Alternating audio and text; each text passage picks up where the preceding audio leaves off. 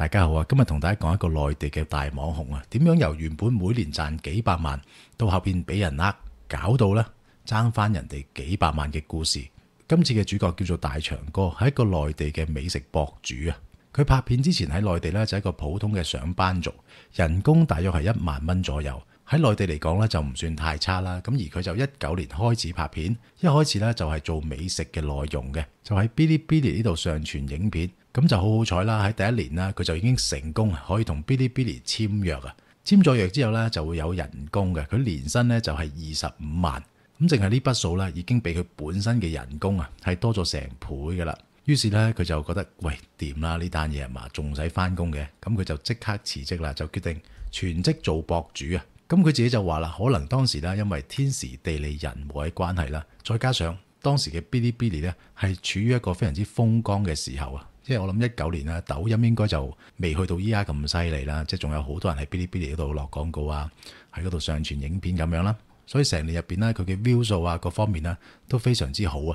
咁嚟到第二年啊，佢簽約費咧就加咗碼咯，由本身1年25萬咧就去到1年120萬，即係話1年入邊啊，就算佢完全唔接廣告，淨係負責拍片，每個月人工就有10萬蚊啦，真正做到年薪8萬不是夢啊！亦都可能因為一切太順利啦，就冇遇過啲咩挫折啦。阿大長哥咧就開始飄啦嚇，喺當時咧就用咗基本上佢成年嘅人工咧113萬，就買咗一部二手嘅 Audi R8。認一認先嚇，咁跟住咧就去到2021年頭啦，佢就開始儲到啲錢啦，咁大約咧就儲咗200零萬啦。咁同埋由於佢就做咗網紅啊嘛，咁啊多咗人識佢啊，咁自然接觸嗰啲人咧，佢嘅層面會唔同咗啦，同埋多咗好多人啦。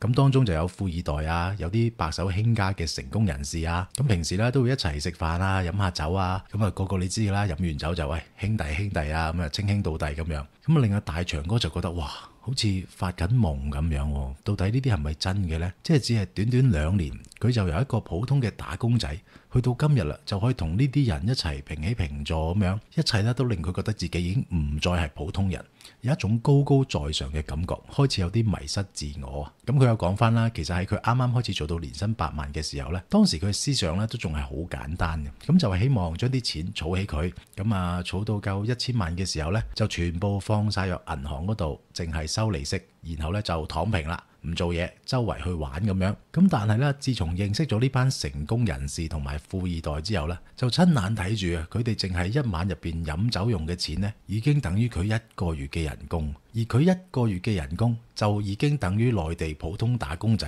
1年甚至2年嘅人工。就係咁樣啦，佢嘅價值觀就開始慢慢扭曲啦。以前100萬對佢嚟講咧，好似係天文數字咁樣嘅喎，即係喂都唔知點樣去揾到呢筆數啦，點樣可以儲到呢筆錢啦咁樣。咁但係依家咧就同咗呢班富二代出嚟玩之後咧，就覺得喂好似幾十萬幾百萬都係少少錢咁樣喎，飲一晚酒又幾廿萬啊嘛，求其買啲嘢又幾百萬咁樣。佢開始咧就唔再甘於現狀啦，想好似佢哋咁樣賺更加多錢。咁正所謂啦，吸引力法則啊嘛。佢之後咧就通過一啲朋友就認識咗一個餐飲界嘅大佬。咁呢個大佬咧就開咗幾間高級餐廳啦，佢都有去過佢啲餐廳嗰度食飯嘅。咁發現咧，喂又真係幾好食㗎，生意又幾好咁樣。於是咧佢就萌生咗一個想投資入股嘅念頭啦。咁呢個大佬聽完佢講之後咧，就話我要同啲股東商量下咁樣，睇下 O 唔 OK 啦。咁結果咧幾日之後啦，大長哥就收到回覆啦。咁啊大佬就提議佢，喂不如咁啦，你直接拎240萬出嚟，我咧就幫你喺北京嗰度開間分店，然後咧就俾40% 嘅股份你。咁至於餐廳嘅地址啊、裝修啊、食物啊同埋請人嗰啲嘢咧，你唔使理噶啦 ，OK？咁啊交俾我哋專業嘅團隊嚟處理啦，咁樣簡單講咧就係只要大長哥拎240萬出嚟咧，咁佢就可以喺度摁腳等收錢得噶啦。咁不過啦，呢個大佬咧都有要求嘅，咁就係因為啦呢個大佬同其他股東咧一般都喺上海嗰度啦，咁北京嘅分店咧都想有個人喺嗰度睇住嘅，即係如果有啲朋友啊去到北京分店嘅時候啦，咁啊想阿大長哥啦喺嗰度就負責幫手招呼下咁樣啦，同埋如果可以順手幫手宣傳埋咧就更加好啦。哇咁啊！大長哥聽完之後就覺得哇，我真係好好彩啊！簡直係個天送錢俾佢使，呢啲機會千載難逢啦，係咪先？即係你求其掉筆錢出嚟，有人幫你搞掂晒呢樣嗰樣係嘛？跟住就等收錢啦。咁所以咧，佢就諗都冇諗啦，就嗱嗱聲過咗240萬俾呢個大佬。唔單止咁啊，佢仲要連合約都冇簽到嘅，由頭到尾咧都只係口頭承諾嚟嘅啫。咁正常聽到呢度啦，就可能會覺得喂，事有蹊蹺喎，點解會咁容易信㗎？大佬200幾萬喎，完全唔使啲咩證明，唔使合約就咁過俾人啊！咁啊，大長哥都有解釋翻嘅，點解會咁容易信呢個人呢？咁就因為咧呢個大佬佢門面功夫咧就做得好足嘅。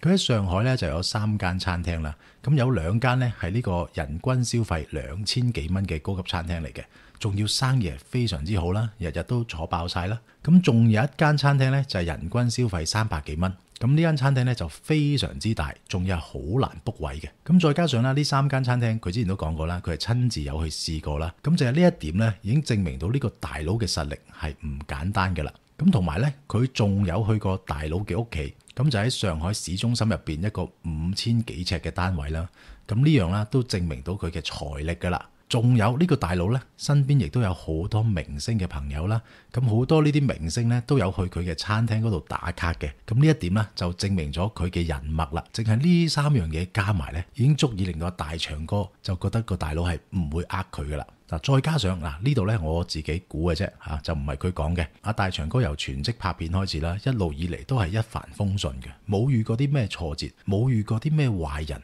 身邊嘅全部都係好人好事。所以喺佢角度嚟睇呢，呢件事係好幸運，但係呢都係好正常，因為一路以嚟都係咁嘅啫嘛，係咪先？無啦啦拍片，個簽個約1年25萬，咁啊拍咗1年簽個約1年120萬咁樣。所以咧，我會明白點解佢會咁信佢，因為我本人啦都有一啲類似咁嘅經驗啦。咁當然個數目咧就冇佢咁大啦，咁樣。咁所以我理解佢嘅。咁當然啦，佢依家諗翻或者我諗翻都覺得自己係戇居嘅啦。咁我哋繼續啦。咁俾完240萬之後啦，阿大長哥就翻北京嗰度啦，一邊拍片做直播，咁啊一邊啦等北京嘅餐廳開張啦。咁啊呢段時間入邊呢，呢個大佬啊都有繼續同阿大長哥傾偈嘅。咁啊傾偈過程入邊啦，嗱呢度要學下嘢啦，好犀利噶。咁咧呢個大佬就會有意無意咁樣啦喺佢面前炫富啊，即係例如話啦，大長哥同佢傾偈就話啊，我好中意一部麥拿倫咁樣。咁大佬就會話我喺杭州咧都有部麥拿倫 P1 就泊咗喺度嘅，就冇揸噶啦咁樣。嗱，咁唔知嘅朋友就同大家講一講啦。麥拿倫 P1 呢部車咧喺內地啊個價錢就係1200幾萬嘅，咁仲要你有錢咧都未必買到。咁所以呢啲位咧又係間唔中咁 show off 下大佬自己嘅實力咁樣啦。咁再加上阿大長哥話咧，呢個大佬佢炫富咧係有技術嘅。佢唔係好似普通人咁樣直接晒命啊，直接鋪架車啊呢啲咁樣。咁啊大佬會點做呢？佢就會同阿大長哥傾偈嘅時候呢，就會同佢講：哎呀，等我6月嗰部車到咗之後呢，咁樣我就成個勞斯萊斯嘅系列都齊晒啦咁樣。嗱，幾勁啊！唔覺咁樣啊 show off 到啦。咁但係淨係晒車係唔夠噶嘛，車好多人都可以買到，係貴同平嘅分別嘅啫。但係船就唔同啦。所以大佬咧，仲會喺傾偈嘅時候咧，就話啊，佢訂咗架破冰船啊咁樣，然後每隔一排咧就會同阿大長哥匯報下造船嘅進度啊。咁當然啦，私人飛機呢啲都唔少得噶啦，都有喺度嘅。然後咧，仲會俾大長哥睇一睇啦，佢價值3億幾嘅 Bitcoin 戶口，基本上所有有錢人嘅光環咧，佢都加晒落去噶啦。咁就喺大佬晒命晒到咁上下嘅時候咧，有一日啦，大佬就同阿大長哥講：喂，不如你而家開始儲錢，你儲夠1000萬，我就帶你食大茶飯，做個大 project。OK， 嗱，你之前俾我嗰240萬咧，唔好開分店啦。嗰啲好少嘢嘅啫，直接攞嚟入股我全部餐廳嘅總公司，我俾翻5% 嘅股份你。咁然後就開始同阿大長哥啦描述佢哋呢個大 project 將來會有幾咁犀利，前景幾咁光明。咁但係詳細內容啦，大長哥就冇講到嘅。咁仲有一點呢，就係呢個大佬呢，就同阿大長哥保證，你投資嘅錢如果賺錢呢，你就拎走，蝕咗嘅話唔使驚，我賠翻俾你。錢呢，我就大把啫，我唔係志在你嗰1000萬嘅，我係因為欣賞你嘅才華，覺得你有流量，再加上你之前嗰240萬諗都冇諗就轉咗俾我，所以依家呢，我就想侵埋你玩，預埋你一份。咁大長哥聽到之後呢，就覺得哇好開心喎，遇到貴人喎，咁就努力喺度儲錢啦。之後啦就到咗21年嘅10月啦，大佬就突然間同阿大長哥講：喂，嗱，個大 project 要開始噶啦，就叫阿大長哥呢，依家俾200萬佢，就用嚟註冊公司嘅啫。咁14個工作日之後呢，就會俾翻佢噶啦。咁啊大長哥啦喺21年入邊啦，都啱啱好就賺到300萬嘅。咁所以佢一樣啦，都係諗都冇諗，就直接轉咗200萬俾佢。咁然後過咗14日之後，你哋估下點樣啊？當然啲錢呢就係冇轉翻俾佢噶啦。咁大祥哥就覺得喂，有啲唔對路喎，又話14日就轉俾我嘅，依家冇晒聲氣，咁佢就有啲擔心啦。咁就問一問個大佬咩事啦。咁同埋呢，就同阿大佬講，喂，佢呢排呢其實都有啲等錢使嘅，股份呢佢都係唔要啦，你不如轉翻440萬俾我啦咁樣。咁啊大佬聽完之後呢，就直接覆阿大祥哥 OK 冇問題，你唔入股嘅話，啲錢我退翻俾你啦。跟住呢，就問阿大祥哥拎戶口啦。就係呢一連串嘅動作呢，令到大祥哥啱啱產生嘅防備心呢瞬間清零。不過呢，大祥哥都照俾咗戶口阿大佬嘅。咁啊俾咗之後啦，大佬就要求同阿大祥哥傾個電話。咁喺電話入邊嘅內容大約就係話呢，大祥啊，我哋呢個生意呢，全部股東一齊集資咗1億，依家你用1000萬就入到嚟，都係因為其他人俾面我啫。依家個 project 準備開始，你就話退股，你咁樣呢，我好難同佢哋交代。不如咁啦，我退翻40萬俾你，剩低嗰400萬你擺喺我度 OK。 嗱，咁本身呢咪叫你儲夠1000萬嘅，咁依家都唔使啦，剩低嗰600萬你就唔好儲。我有個諗法，你可唔可以呢揾多6個出名嘅博主，叫佢哋每人拎100萬出嚟，咁樣就夠1000萬啦。呢1000萬呢，我同之前一樣，我就同你擔保，就唔會俾你蝕嘅。第時你唔想玩嘅話，就隨時同我講，就即刻退股俾翻錢你 OK。 我呢就淨係想要你嘅名氣，再加埋其他6個博主入股嘅影響力，因為你哋幾個嘅名氣呢，就可以幫到公司啊。我保證呢個 project 可以幫你賺到人生嘅第一個1億啊！唔知大家聽到呢度啦，就會唔會上當啦？始終我哋係有上帝視角噶嘛，即係知道呢個係騙案嚟噶嘛。咁正常就唔會中計嘅。咁但係大祥哥當時呢，都算係俾人洗咗腦噶啦，即係種種嘅跡象啊，都話俾佢聽呢一個大佬係實力雄厚，就唔會貪佢嗰少少錢。咁再加上傾完電話之後呢，咁大佬就真係退翻40萬俾佢。所以大祥哥呢，就選擇再一次相信大佬。佢當時仲諗，哇！我唔單止自己賺錢，仲可以帶挈埋班兄弟一齊揾錢，諗起都有少少興奮啊！咁結果到咗22年嘅5月份啦，佢就真係揾到6個比較熟嘅博主，就夾咗600萬，咁就一次過數俾大佬入股。咁但係呢600萬啦，當然就唔係就咁俾噶啦，係阿大祥哥啦，用自己嘅名義啊，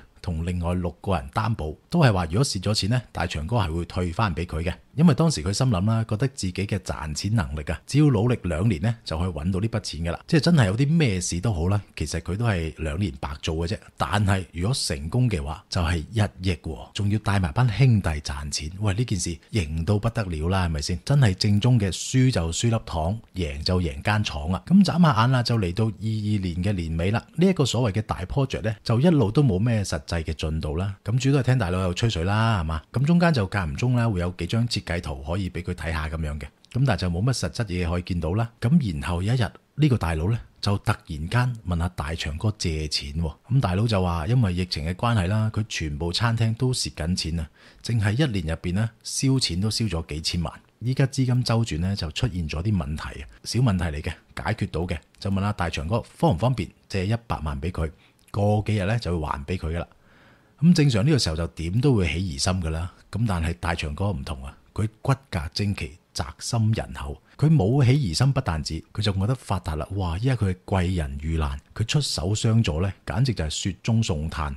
他日貴人東山再起，佢就可以趁呢個機會飛黃騰達啦。真正係做到你贏我陪你君臨天下，你輸我陪你東山再起。於是大祥哥就諗都冇諗，又借咗100萬俾佢。咁借咗100萬俾佢之後呢，阿大祥哥自己其實都冇咩錢噶啦。咁於是啦，就過咗半個月啦。咁大祥哥就問個大佬啦，喂，點啊？你周轉成點啊？方唔方便還翻啲錢俾我啊？咁呢個大佬呢，唔還錢不但止，佢仲話俾阿大祥哥知，喂，唔掂啊！依家呢，仲差100萬，非常緊急。咁大祥哥就話唔係啊嘛，我都冇錢喎依家。咁大佬就答佢，你冇錢唔緊要啊，你有朋友噶嘛，你不如問下朋友借錢啦。因為呢，我真係江湖救急嘅啫，其實1個月呢，就即刻去還錢噶啦。再唔係咁，我再每個月俾多10% 嘅利息你睇下得唔得啦？咁樣大祥哥一聽，哇，1個月10%不得了喎！我借100萬，假設佢1年先還，佢就還220萬俾我，正過放喺銀行。同埋再加上咧，大祥哥都講咗嘅，當時佢就已經係俾人洗咗腦噶啦。咁啊諗起呢個大佬，喂，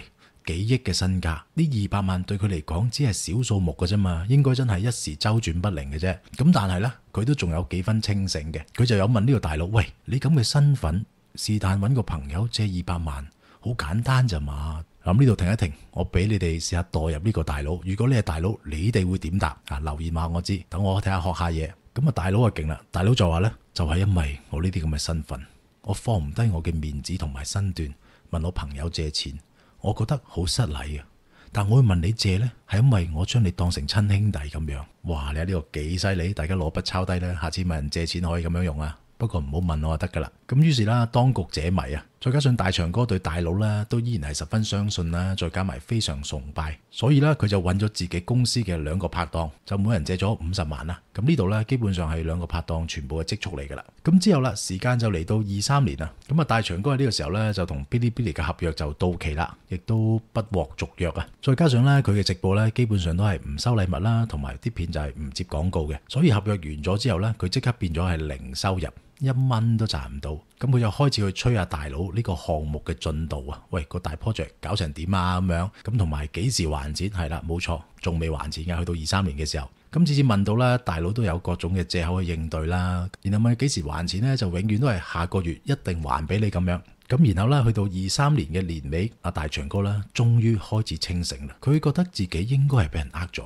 咁但係咧，佢都有啲唔敢相信啊，亦都唔敢承認自己俾人呃咗，因為前後加埋咧，佢自己投資嘅，佢擔保啲朋友投資，再加上問朋友借嘅錢呢，全部加埋嘅總數係1249萬。以阿大長哥當時嘅情況咧，根本係冇可能賺到呢筆錢翻嚟。咁再加上咧，如果佢真係俾人呃嘅話，佢唔係一無所有咁簡單，佢係爭咗6個相信佢嘅兄弟，每人100萬，然後再加埋自己公司2個拍檔100幾萬，加埋700幾萬。所以個大佬只要一日唔消失，仲係保持聯絡嘅話，佢都唔願意面對自己係俾人呃嘅事實，覺得咧係仲有機會可以攞翻啲錢嘅。咁然後到咗24年嘅年中啦，咁大佬終於就忍唔住啦，可能係爆煲啦，咁就走咗佬去外國。呢一刻大長哥終於醒啦，佢知道啲錢係拎唔翻噶啦，同埋咧報警都未必有用，再加埋條數1200幾萬。如果真係要告佢嘅話咧，律師費都唔少嘢啦。而阿大長哥喺24年入邊咧，基本上係揾唔到啲咩錢嘅。